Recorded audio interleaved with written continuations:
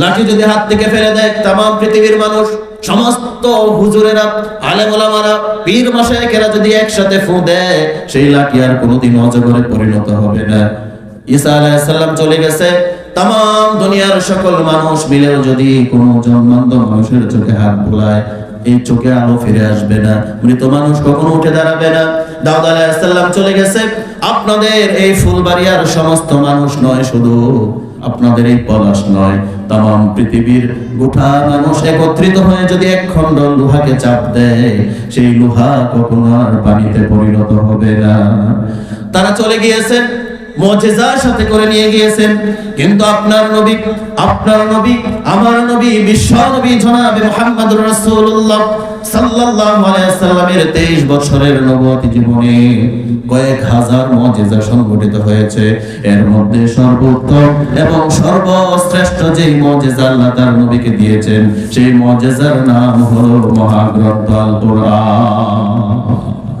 أنزلناه إليك لتخرج الناس من الظلمات إلى النور بإذن ربهم إلى صراط العزيز الحميد.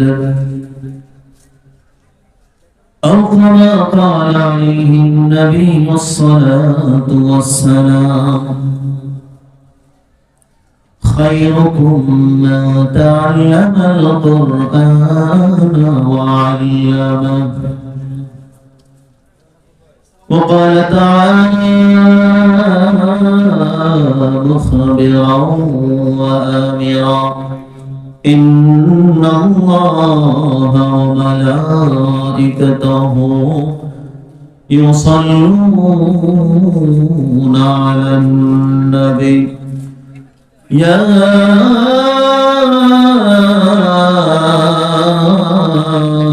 أيها الذين آمنوا صلوا عليه وسلموا تسليما. اللهم صل على محمد وعلى آل محمد كما صليت على إبراهيم وعلى آل إبراهيم إنك حميد مجيد. পারেন না আপনারা? পড়েন। اللهم بارك على محمد وعلى آل محمد كما باركت على إبراهيم وعلى آل إبراهيم إنك حميد مجيد. اللهم صل وسلم وبارك عليه. ফুলবাড়িয়া বাইতুন নূর জামে মসজিদ এর উদ্যোগে 16তম বার্ষিক 2 দিন ব্যাপী তাফসীরুল কোরআন মাহফিলের আজকের এই উদ্বোধনী দিবসে সভাপতি আলহাজ হযরত মাওলানা ডক্টর মোহাম্মদ আবুল কাসেম গাজী, সভাপতি অত্র মসজিদ। আল্লাহ পাক রব্বুল আলামিন আল্লাহর এই গোলামকে কবুল করুন, সকলে পড়ে আমিন। প্রধান অতিথি হিসেবে যিনি আজকে উপস্থিত থাকার কথা, জনাব Mohammad Sharif Ahmed, proprietor SK technical training centre, অন্যান্য উলামায়ে কেরাম। আমার আসার পূর্বে অত্যন্ত চমৎকার ভাবে মুফতি হাসিবুর রহমান ভাই কথা বলতেছিলেন। আমার সামনে উপবিষ্ট ইসলাম প্রিয় তাওহীদি জনতা, পর্দার অন্তরালের আমার সম্মানিতা শ্রদ্ধেয়া মা এবং বোনেরা, আপনাদের সকলের প্রতি আমার আবারও সালাম। আসসালামু আলাইকুম ওয়া রাহমাতুল্লাহি ওয়া বারাকাতুহু। আমরা কোরআন শুনতে এসেছি, এটা তাফসীরুল কোরআন মাহফিল, ঠিক কি না? তাফসীরুল কোরআন মাহফিলে আসা, তাফসীরুল কোরআন মাহফিলে অংশগ্রহণ করা, কথা বলতে পারা এবং কথা শুনতে পারা আল্লাহর করুণা ছাড়া সম্ভব? কথা বলেন, সম্ভব না। আপনার আমার মতো অসংখ্য মানুষ কোরআন শুনতে পারে না, কোরআন শুনতে চায় না, ইচ্ছা থাকলেও শুনতে পারে না। আপনার আমার মতো অনেক মানুষ রাস্তায়, দোকানপাটে, মেলায়, এখানে যতগুলো মানুষ আপনারা আছেন তার চাইতে কয়েক গুণ বেশি মানুষ মেলা থেকে আসে না। তাহলে সবার তকদির এক নয়। সবার তকদির কি? রাসূল করিম সাল্লাল্লাহু আলাইহি ওয়াসাল্লামের জন্ম দেখলো, শিশু, কিশোর, কৈশোর, যৌবন, প্রৌঢ়, নবুয়ত প্রাপ্তি সবকিছুই দেখলো। কিন্তু রাসূলের ঘরের সাথে লাগানো ঘর আবু জাহেল, উতবা, শাইবা, মুগীরা রাসূলের কোরআনের দাওয়াত গ্রহণ করতে পারেনি, ঈমান নসিব হয়নি, জাহান্নামের লাকড়ি হয়ে গেছে। ঠিক কিনা বলে? আবার হাজার হাজার মাইল দূর, শত শত মাইল থেকে দূর থেকে সালমানে ফারসি, বেলাল হাবশি আর অসংখ্য সাহাবায়ে কেরাম রাসূলের দাওয়াতে সাড়া দিয়ে এসেছেন, কালেমা নসিব হয়েছে, দুনিয়ায় থেকেই জান্নাতের সুমহান সুসংবাদ পেয়ে গিয়েছেন। আল্লাহু আকবার বলেন। যার কারণে আল্লাহ রাসূল সাল্লাল্লাহু আলাইহি ওয়াসাল্লাম নাম ধরে ধরে বলেছেন আশারায়ে মুবাশশারা 10 জন সাহাবার ব্যাপারে, আবু বকর ফিল জান্নাহ ওয়া উমর ফিল জান্নাহ ওয়া উসমান ফিল জান্নাহ ওয়া আলী ফিল জান্নাহ ওয়া তালহা ফিল জান্নাহ ওয়া আব্দুর রহমান ইবনে আউফ ফিল জান্নাহ ওয়া সাআদ ফিল জান্নাহ ওয়া সাঈদ ইবনে জুবাইর ফিল জান্নাহ। আল্লাহ পাক রব্বুল আলামিনের রাসূল এরকম ভাবে 10 জন সাহাবার নাম ধরে ধরে বললেন যে তারা জান্নাতি। সুবহানাল্লাহ পড়ে। তার মানে শুধু কি 10 জন? অসংখ্য সাহাবায়ে কেরাম জান্নাতের প্রাপ্ত, কিন্তু ওদের নামগুলো উল্লেখ করা হয়েছে। আমার সম্মানিত বন্ধুগণ, আমি কোরআন নিয়ে আপনাদের সামনে কথা বলবো। কোরআনের মর্যাদা, কোরআনুল কারীমের বৈশিষ্ট্য, কোরআনুল কারীমের মুজিজা। এই কোরআন এই পৃথিবীর এক মহাবিশ্বের মহাবিস্ময়। এই কোরআনের সম্মোহনী শক্তির কাছে পৃথিবীর সমস্ত শক্তি বিকারী। ঠিক কিনা বলেন? পৃথিবীর সমস্ত শক্তি, পৃথিবীর সমস্ত গবেষণা এই কোরআনের সামনে ভিক্ষুকের মতো, ফকিরের মতো দাঁড়ায় আছে। বিজ্ঞানীরা গবেষণা করতে পারে না কোরআন ছাড়া। বিজ্ঞানীর আবিষ্কার যত বাড়বে, মানুষের কাছে কোরআনের মুজিজা তত বেশি সহজ হয়ে যাবে। সুবহানাল্লাহ। প্রত্যেক নবী আল্লাহ পাক রব্বুল আলামিন যত নবী এই দুনিয়ায় পাঠিয়েছেন, সকল নবী আল্লাহ পাক রব্বুল আলামিনের পক্ষ থেকে মুজিজা প্রাপ্ত হয়েছেন। মুজিজা ছাড়া কখনো নবী হয় না। নবী হওয়ার জন্য প্রধানত 2-3টা শর্ত। একটা হচ্ছে ওহী আসতে হবে। ওহী যদি কোনো নবীর কাছে না আসে, তার নবী হওয়া প্রমাণিত নয়। হুসনে খুলুক, উত্তম চরিত্রের অধিকারী হতে হবে। আর 3 নাম্বার হচ্ছে মুজিজা সংগঠিত হতে হবে। ঈসা আলাইহিস সালামকে আল্লাহ পাক রব্বুল আলামিন কিতাব দিয়েছেন। মুজিজা হিসেবে ঈসা আলাইহিস সালামকে এমন বিষয় দেওয়া হয়েছে, জন্মান্ধ মানুষের চোখে যদি তিনি হাত বুলায় দিতেন, জন্মান্ধ মানুষের চক্ষু ভালো হয়ে যেত। জন্ম থেকে কুষ্ঠ রোগ ব্যাধিগ্রস্ত সাদা ধবল রোগী মানুষের গায়ের উপরে যদি হাত বুলায় দিতেন, জন্ম থেকে কুষ্ঠ ব্যাধিগ্রস্ত রোগীকে আল্লাহ পাক রব্বুল আলামিন সুস্থ করে দিতেন। দাউদ আলাইহিস সালামকে আল্লাহ কিতাব দিয়েছেন, মুজিজা দিয়েছেন। তিনি লোহা, আগুন দ্বারা লোহা গলানোর কোনো প্রয়োজন হতো না, আগুনের কোনো প্রয়োজন হতো না। দাউদ আলাইহিস সালাম লোহাকে হাতে নিতেন, লোহা হাতে নিয়ে এরকম ভাবে হাতে চাপ দেওয়ার পরে আল্লাহ পাক রব্বুল আলামিন সেই লোহাকে পানি বানায় দিতেন। সুবহানাল্লাহ। মুসা আলাইহিস সালামের ব্যাপারে আপনারা জানেন, কিতাব দিয়েছেন, মুজিজা হিসেবে লাঠি দিয়েছেন। বগলের নিচে হাত ঢোকালে হাত থেকে আগুন বের হতো, আলো ঝলমল করতো। হাতের লাঠি যদি ফেলে দেওয়া হতো, বিশাল অজগরে পরিণত হতো। হাতের লাঠি দ্বারা পাথরে আঘাত করলে 12টি গোত্রের জন্য 12টা ঝর্ণা আল্লাহ বানায় দিতে। এইগুলা ছিল মুসা আলাইহিস সালামের মুজিজা।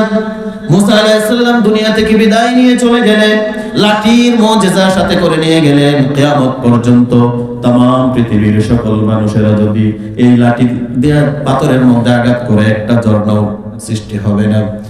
লাঠি যদি হাত থেকে ফেলে দেয় तमाम পৃথিবীর মানুষ, সমস্ত হুজুরেরা, আলেম ওলামারা, পীর মাশায়েখেরা যদি একসাথে ফু দেয়, সেই লাঠি আর কোনোদিন অজগরে পরিণত হবে না।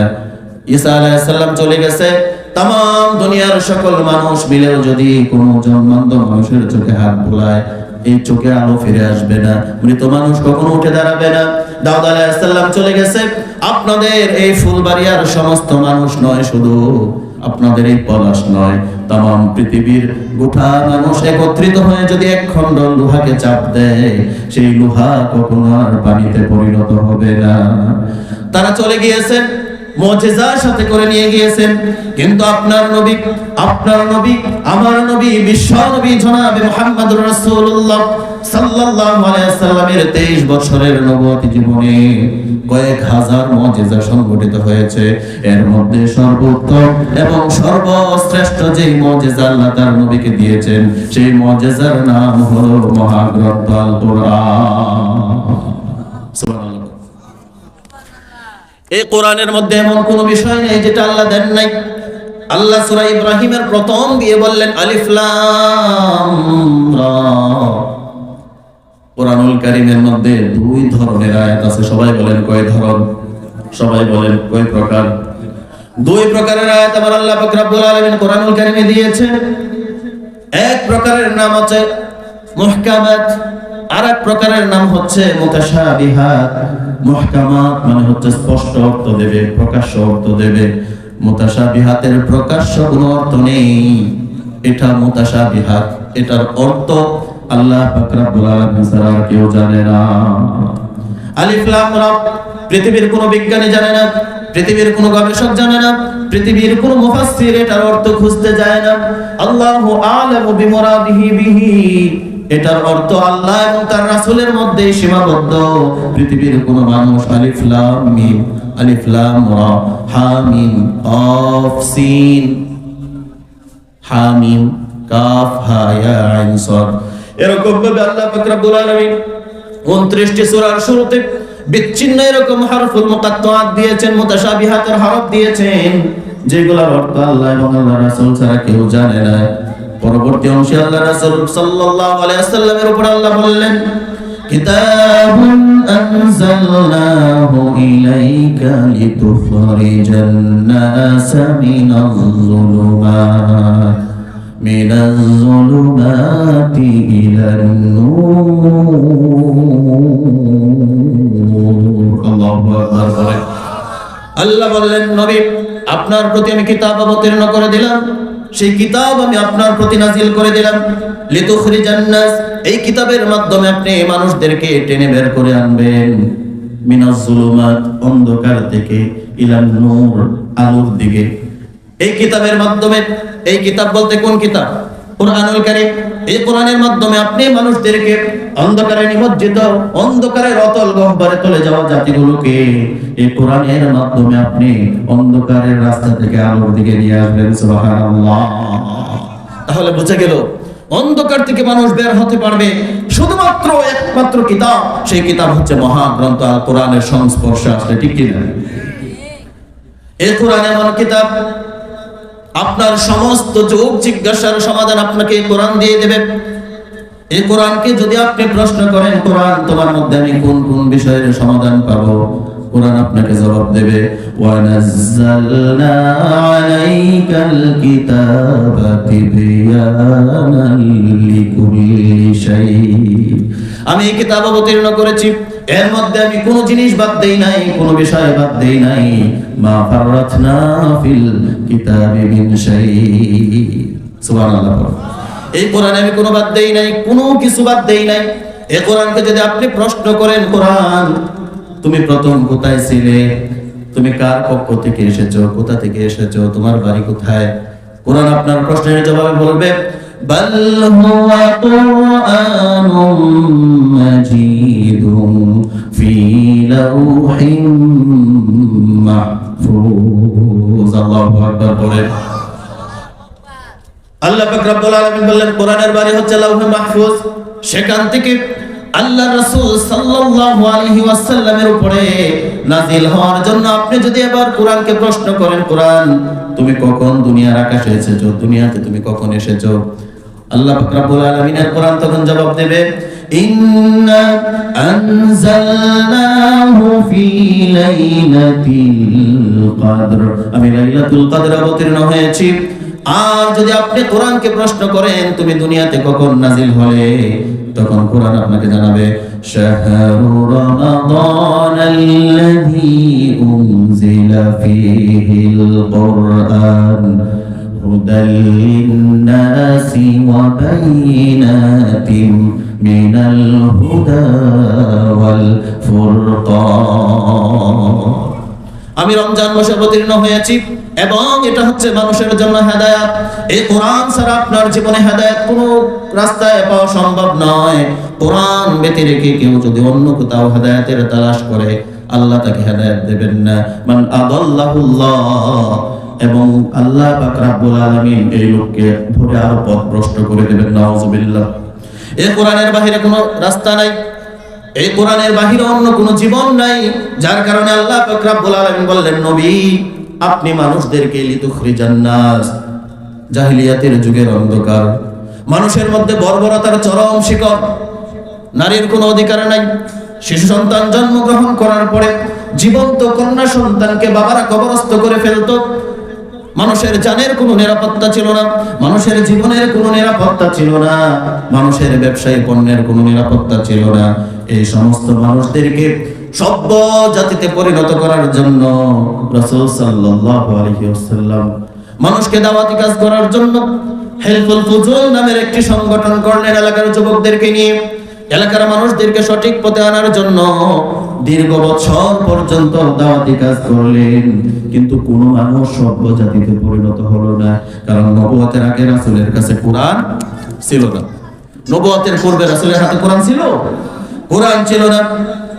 যখন নবুয়ত এসে গেল, আল্লাহ রাসূল সাল্লাল্লাহু আলাইহি ওয়াসাল্লামের প্রতি ওহী যখন আরম্ভ হয়ে গেল, তিনি কোরআন দ্বারা মানুষদেরকে যখন দাওয়াত দিতে শুরু করলেন, মানুষ কোরআনের দাওয়াত গ্রহণ করতে শুরু করলেন, ইসলাম গ্রহণ করলেন, অন্ধকার থেকে আলোর দিকে আসছেন। কেমন আলো? এবার চিন্তা করেন, এই কোরআন এমন কিতাব, এই কোরআন এমন এক পুস্তক, এই কোরআন এমন এক পুস্তিকা, এমন এক গ্রুপ যেটার ব্যাপারে আল্লাহ পাক রব্বুল আলামিন এই কিতাবের শুরুতেই চ্যালেঞ্জ করেছেন এই কিতাবে কোনো ভুল নাই। শুধু ভুল নয়, এই কিতাবের মধ্যে ভুলের সন্দেহ মাত্র নাই। আল্লাহু আকবার পড়েন। যালিকাল কিতাবু লা রাইবা ফীহি হুদাল লিল মুত্তাকিন। এটাই সেই কিতাব যার মধ্যে কোনো সন্দেহ নাই, সংশয় নাই। অথচ পৃথিবীর যত রাইটার বলেন, যত লেখক বলেন, তিনি যত বই পুস্তক লিপিবদ্ধ করে সর্বপ্রথম তিনি বলেন মানবীয় ভুলের ঊর্ধ্বে আমি নই। কোনো ভুল থেকে যেতে পারে, যদি পাঠকের চোখে ধরা পড়ে আমাদেরকে জানালে আমরা পরবর্তী সংস্করণে তা সংশোধন করে দেব, বলে কিনা? কথা বলেন।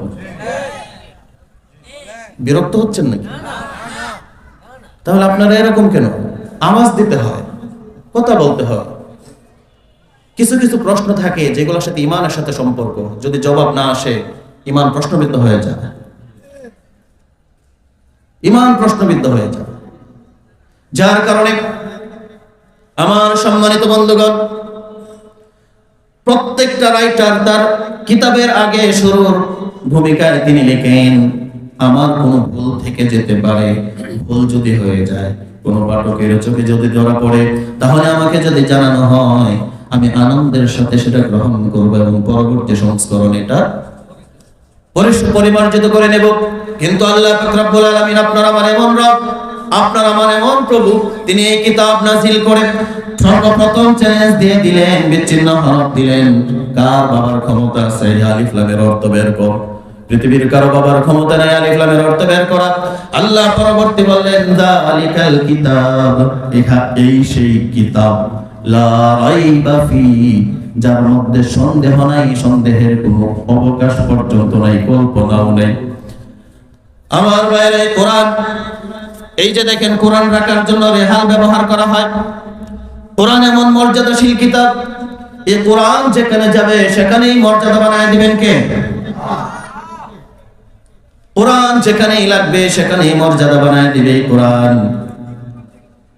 রিন্টি কার্ড বলেন, কুড়ি কার্ড বলেন, এই কার্ড দ্বারা আপনি রেহাল তৈরি করেছেন, আর আপনার ঘরে ব্যবহারের জন্য 1 লক্ষ 2 লক্ষ টাকা দামের খাট ব্যবহার করে এরকম মানুষ আছে না?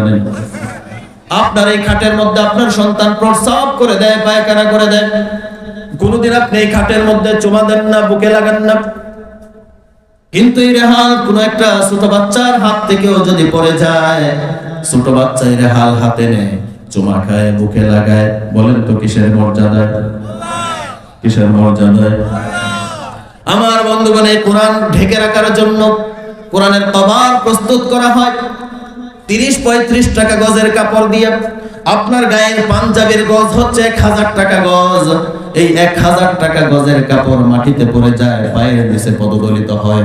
কোনদিন আপনি পায়ের নিচ থেকে পাঞ্জাবি উঠায় চুমা খান না, বুকে লাগান না, কিন্তু 35 টাকা গজের কোরআনের কভার মাটিতে পড়ে গেলে, পা লাগলে কয়েকবার সালাম করেন আর আল্লাহর কাছে ক্ষমা চান। এই মর্যাদা হচ্ছে কোরআনের মর্যাদা। আর এই কোরআন যার অন্তরের মধ্যে নাই, আল্লাহ রাসূল সাল্লাল্লাহু আলাইহি ওয়াসাল্লাম বলেছেন, ইন্নাল্লাযীনা লাইসা ফী জাওফিহি শাইউম মিনাল কুরআনি কাল বাইতিল খরিব। যার অন্তরের মধ্যে কোরআন নাই, যার অন্তরে কোরআনের জ্ঞান নাই, সে কখনো পরিপূর্ণ মানুষ হতে পারে না।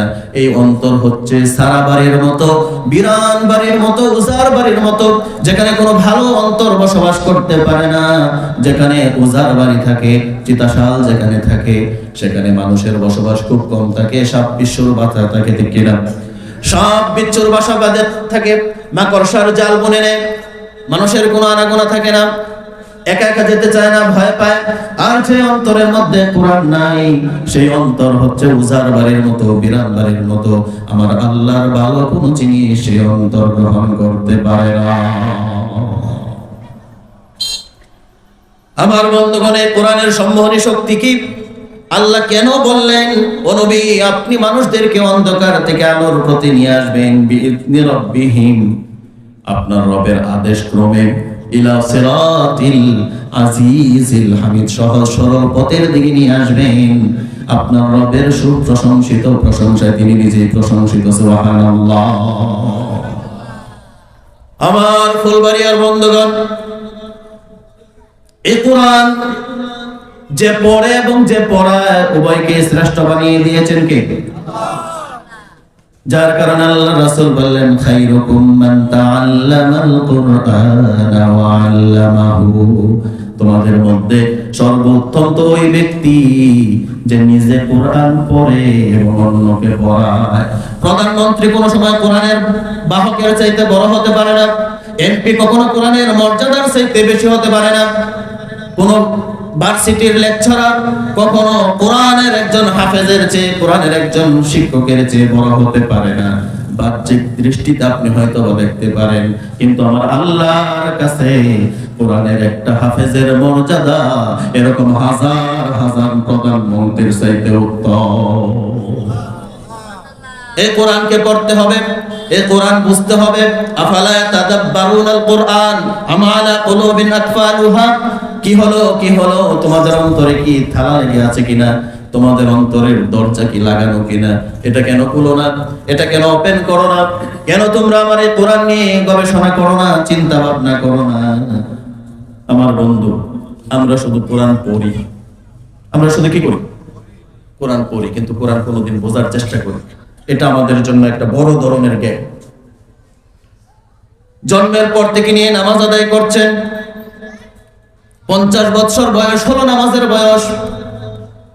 যখন থেকে বুঝতে শিখেছেন তখন থেকেই দেখেন মসজিদে ইমাম সাহেব যখন নামাজ আদায় করে, তাকবীর দেওয়ার পরে আলহামদুলিল্লাহ সূরা পড়ে। আপনি যখন একাকী নামাজ আদায় করেন, আপনি নিজেও সূরা ফাতিহা পড়েন, কিন্তু সূরা ফাতিহাতে আল্লাহ কি বলেছেন কোনদিন জানার চেষ্টা করেছেন?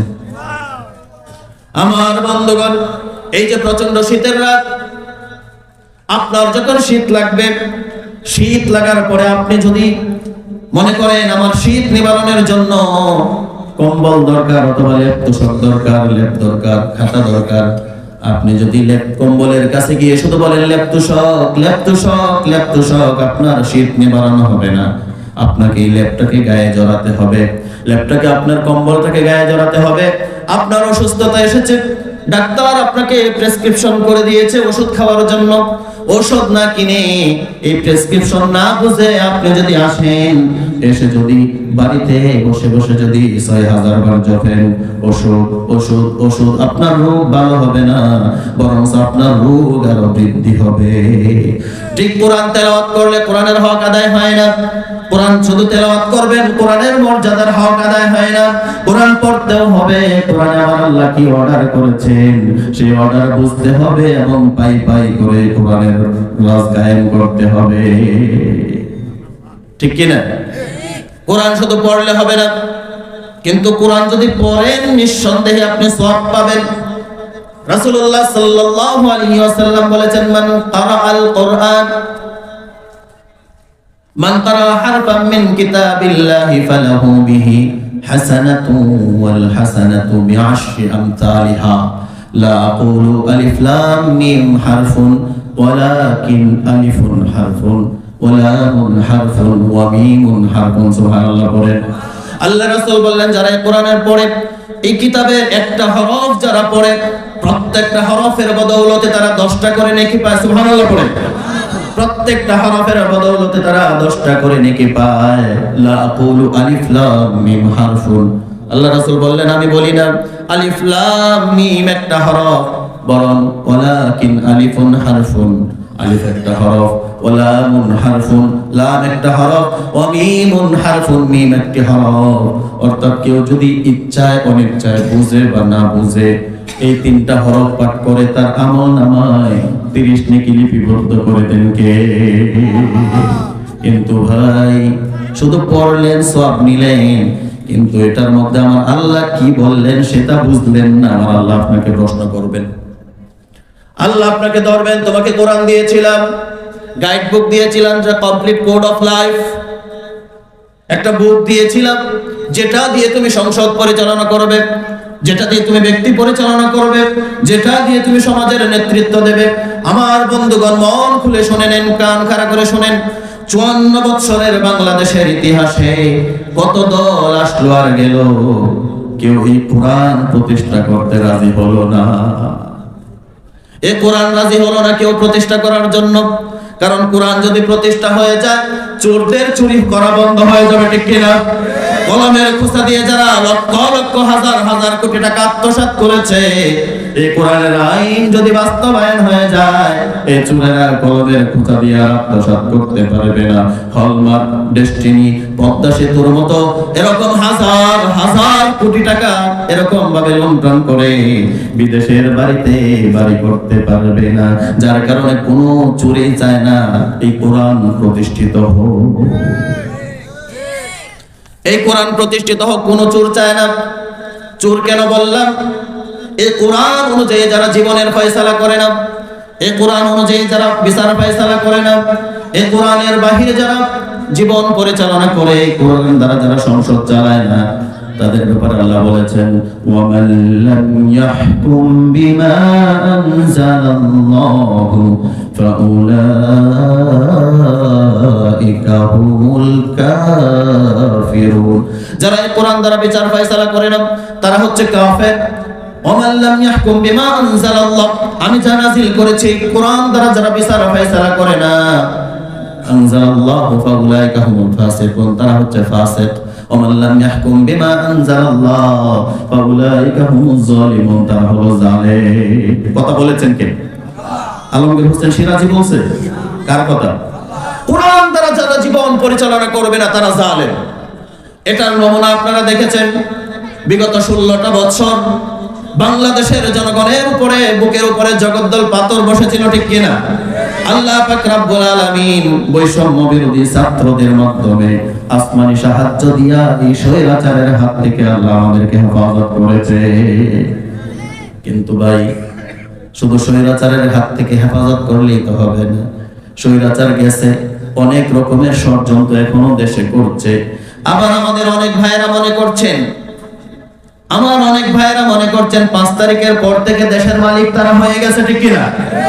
5 তারিখের পর থেকে তারা দেশের মালিক হয়ে গেছে, মন চায় ভাবে চাঁদাবাজি করছে, মানুষের উপরে জুলুম করছে, নির্যাতন করছে, মানুষের কাছে টাকা চাচ্ছে।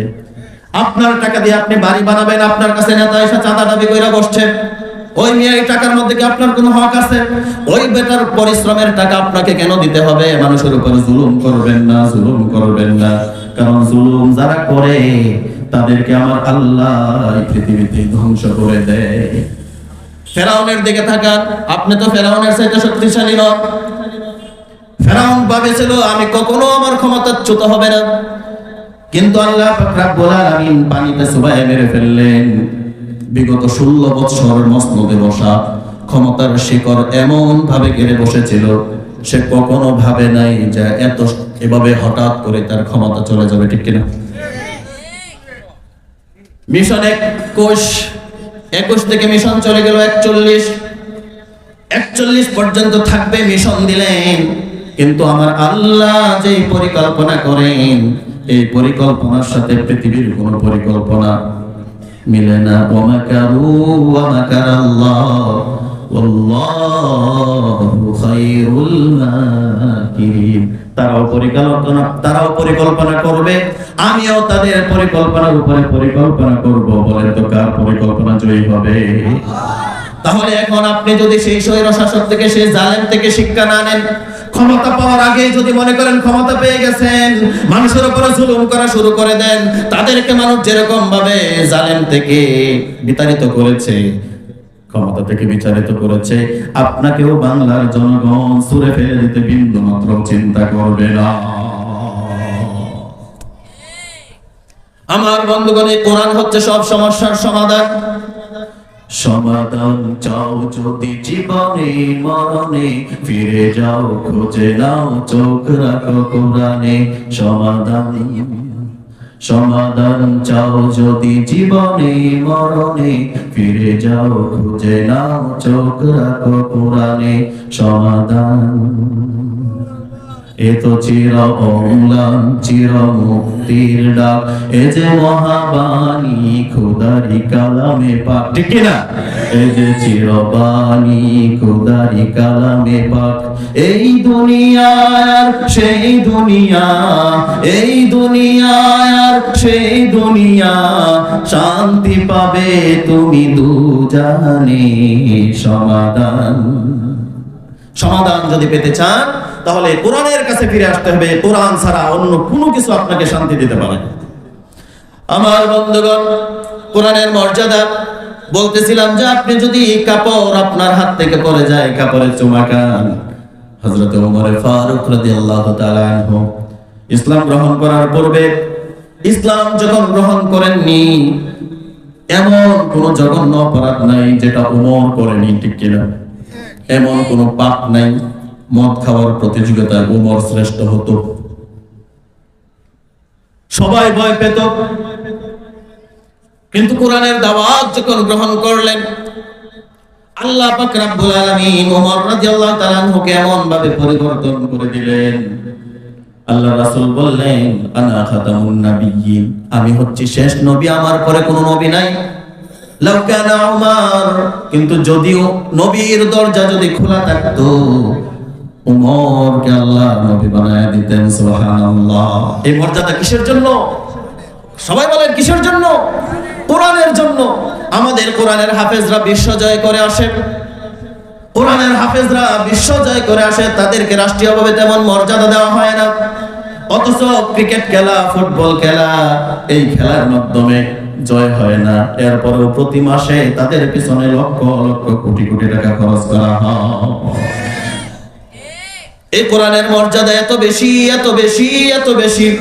মান তারাল কোরআন ফাস্তাযহারাহু ফাআহাল্লা হালালাহু ওয়া হারামা হারামাহু আদখালাহু আল্লাহুল জান্নাহ ওয়া শাফাআহু ফি আশারাতিন মিন আহলি বাইতিহি কুল্লুহুম ক্বাদ ওয়াজাবাত লাহুম নার। আল্লাহ রাসূল বলেন, যারা এই কোরআনকে পড়বে, এই কোরআন পড়ার পরে কোরআনের হালালকে হালাল জানবে। আল্লাহ যেটাকে হালাল বলেছেন, পৃথিবীর সমস্ত মানুষ সেটাকে হারাম বললেও সেটাকে হারাম মনে করবে না। আল্লাহ হালাল বলেছেন, এটা আমার জন্য হালাল। ফাহাল্লা হালালাহু ওয়া হাররামা হারামাহু, এবং হারামকে হারাম জেনে সাব্যস্ত করেছেন। আল্লাহ যে জিনিসের কাছে যেতে নিষেধ করেছে সেই জিনিসের কাছে সে যাবে না। পৃথিবীর সমস্ত মানুষ গেলেও সবার সাথে বিরোধিতা করবে, তবু সে হারাম কাজের সাথে যাবে না। ওয়া হাররামা হারামাহু আদখালাহুল্লাহুল জান্নাহ, আর যারা কোরআনের এই নিয়ম শৃঙ্খলা মেনে চলবে আল্লাহ পাক রব্বুল আলামিন তাদেরকে জান্নাতে পৌঁছে দেবেন। ওয়া শাফাআহু, এবং সুপারিশ করার অনুমতি দেবেন। ফি আশারাতিম মিন আহলি বাইতিহি, 10 জন মানুষকে তার পরিবারের মধ্য থেকে এমন 10 জন মানুষের ব্যাপারে সে সুপারিশ করবে। ফি আহলিহি قد وجبت لهم النار, যাদের জন্য দুনিয়ায় থাকতে জাহান্নাম অবধারিত হয়ে গেছিল। এরকম 10 জন মানুষকে কোরআনের হাফেজ অথবা কোরআন পড়নেওয়ালা সুপারিশ করে জান্নাতে নিয়ে যেতে পারবে। আল্লাহু আকবার পড়ে। যার কারণে সন্তানদেরকে কোরআন শেখাতে হবে, সন্তানদেরকে কোরআনওয়ালা বানাতে হবে, কোরআনের মর্যাদা বুঝতে হবে, তাফসীর মাহফিল শুনতে হবে। অথচ এই 16টা বছর তাফসীরুল কোরআন মাহফিল আজকে ফুলবাড়িয়ার মানুষ আপনারা সাজিয়েছেন।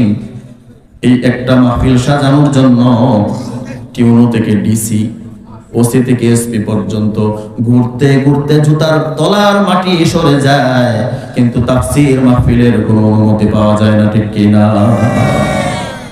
আমার ভাইয়েরা, নাট্য মঞ্চের অনুমতি লাগে না, নর্তকী নাচানোর অনুমতি লাগে না।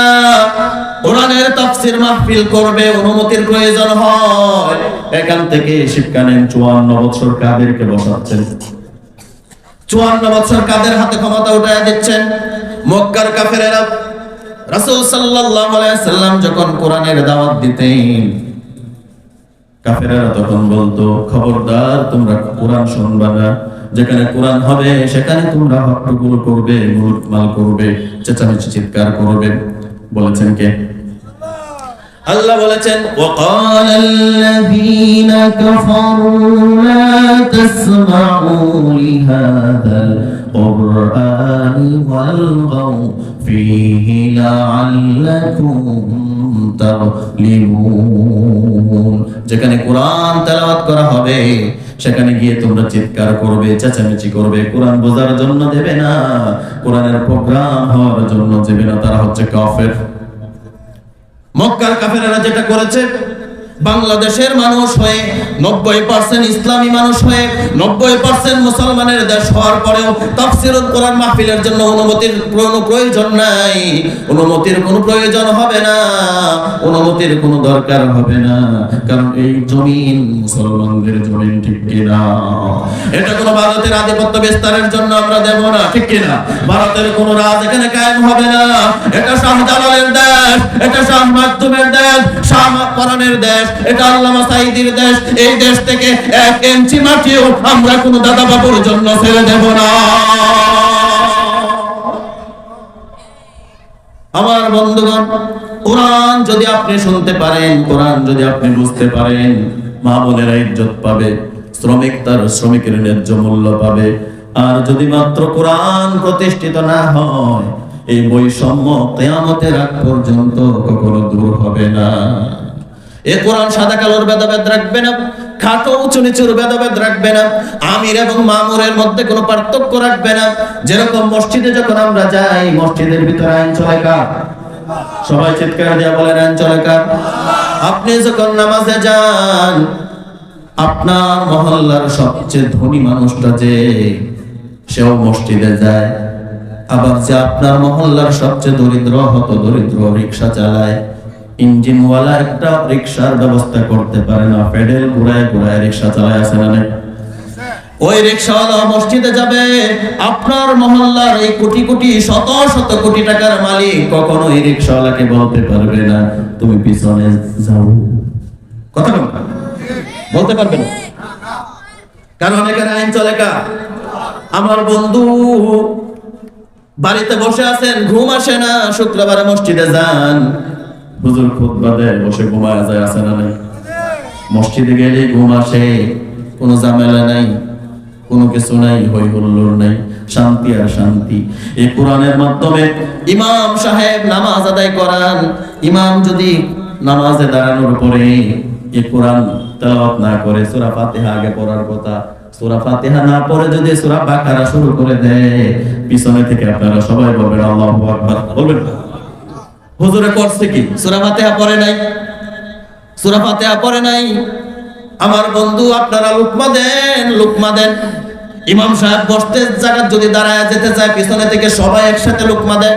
যে রিকশা চালায় আল্লাহু আকবার বলে, ইমাম কোনোদিন উঠে দাঁড়ায় বলে না, বেটা তুমি রিকশা চালাও, তোমার এত বড় সাহস হলো কেমন করে আমাকে লুকমা দেওয়ার, কোনোদিন বলে? কারণ সেখানে এই কথা ইমাম বললে 10 মিনিট ইমাম এখানে থাকবে না। আইন চলে কার? আইন চলে আল্লাহ। ইমাম যদি লোকমা গ্রহণ না করে, সেই ইমাম আপনারা রাখবেন না। স্বাধীনতার পর থেকেই তো দেখছেন যারা ক্ষমতায় যায় সবাই ভুল করে। আলেম ওলামারা যখন লোকমা দেয়, লোকমা তো গ্রহণ করেই না, মিথ্যা অজুহাত দিয়া, মিথ্যা মামলা দিয়া দিনের পর দিন জেলখানায় বন্দী করে রাখে, জেলখানায় বন্দী করে রাখে। অথচ এই কোরআন এসেছিল মানুষের ভাগ্যকে পরিবর্তন করতে। এই কোরআন এসেছিল অন্ধকার সমাজকে আলোকিত করতে। এই কোরআন এসেছিল মানুষের ভাগ্য বদলায় সমাজে সুপ্রতিষ্ঠিত করতে, আইন প্রতিষ্ঠা করতে। এই আইন প্রতিষ্ঠা করার জন্য আল্লাহ পাক রব্বুল আলামিন কিন্তু রাসূলকে বলেছে, সমস্ত বাতিল শক্তি, সমস্ত ইসলাম বিরোধী শক্তির মূলোৎপাটন করে ইসলামকে রাষ্ট্রীয় ক্ষমতায় বসানোর জন্য নির্দেশ দিয়েছেন কে? কারণ আল্লাহর কাছে একমাত্র মনোনীত দিন কি? ইসলাম। রাসূলকে আল্লাহ পাক রব্বুল আলামিন গুরু দায়িত্ব দিলেন, ইউরিদুনা লিইউতফিউ নূরাল্লাহি বিআফওয়াহিহিম ওয়াল্লাহু মুতিম্মু নূরিহি। আল্লাহ পাক রব্বুল আলামিন বললেন, ইউরিদুনা লিইউতফিউ নূরাল্লাহ। আল্লাহ পাক রব্বুল আলামিন এই নূরকে, এই আলোকে তিনি জ্বালাবেন, এটাকে তিনি প্রতিষ্ঠিত করবেন। এটার জন্য যদি কাফেরদের মনক্ষুণ্ণ হয়, আল্লাহর কিছু আসে যায় না। হুয়াল্লাযী আরসালা রাসূলাহু বিল হুদা ওয়া দীনিল হাক্কি লিইয়ুযহিরাহু আলাদ দীনি কুল্লিহি ওয়ালাউ কারিহাল মুশরিকুন। আল্লাহ বললেন, নবী আপনাকে আমি এটার জন্যই পাঠালাম, দুনিয়ার সমস্ত বাতিল দিনগুলোকে পরিবর্তন করে আপনি ইসলামকে প্রতিষ্ঠিত করবেন, আল্লাহর দ্বীনকে প্রতিষ্ঠিত করবেন। যার কারণে রাষ্ট্রীয় ক্ষমতায় ইসলাম আসুক। কে কে চান? হাত দেখান, সবাই হাত দেখান। রাষ্ট্রীয় ক্ষমতায় ইসলাম আসুক, এটা আমরা চাই কিনা? আমরা প্রত্যেকেই চাই। কোরআন ছাড়া আমাদের জীবনে কোনো শান্তি নাই, এবং ইসলাম প্রতিষ্ঠা হোক সেটা আমরাও চাই, এবং ইসলাম প্রতিষ্ঠার জন্য আমরা কাজ করবো, ঠিক কিনা? এই কোরআন ছাড়া আমাদের জীবনে কোনো শান্তি দিতে পারবে না। সম্মানিত ভাইয়েরা, সময় শেষ। আমি আগেই বলেছি, আমি আপনাদের নির্দিষ্ট দাওয়াতি কোনো মেহমান নই। একজন বক্তা আসেনি, আমাকে একজন ভাই স্মরণ করেছেন, আমি আপনাদের সাথে সাক্ষাৎ করতে এসেছি। আমি আপনাদের কাছে দোয়া চাই, আমার জন্য দোয়া করবেন তো সবাই ইনশাআল্লাহ। আর যে ভাঙ্গাচোরা যে কথাগুলো বলেছি, আল্লাহ আমাকে আপনাদেরকে মানার তৌফিক দান করে, এবং আল্লাহ যেন আমাদের এই জমিনটাকে, বাংলার জমিনটাকে কোরআনের একটা জমিন হিসেবে কবুল করেন। বলি আমিন। সমস্ত প্রকার ষড়যন্ত্রের দাগ ভাঙ্গা জবাব দেওয়ার জন্য আমরা সকলে প্রস্তুত আছি কিনা বলে? আমরা প্রত্যেকেই প্রস্তুত আছি, এবং আল্লাহর এই জমিনে কালেমার পতাকা উড়বে এরকম দৃশ্য আল্লাহ যেন আমাদেরকে দেখায় দেন। বলি আমিন। কোন একদিন এদেশের আকাশে কালেমার পতাকা দুলবে,